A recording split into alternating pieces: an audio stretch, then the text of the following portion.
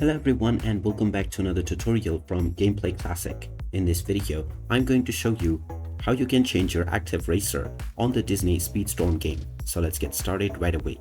First of all, open up the Disney Speedstorm game on your device, and after you have completed the basic tutorial levels, you will gain access to the main menu.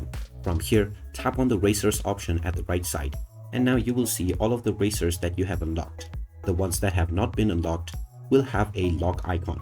Tap on any one of the racers and you will now be able to see their stats. If this racer is your active one, then you will see the selected option at the bottom left. To change your racer, just choose the racer that you want to switch into.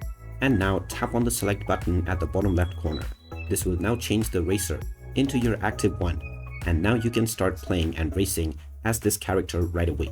You can go back to this menu before each match to change your racer, and you can continue to play in order to unlock more.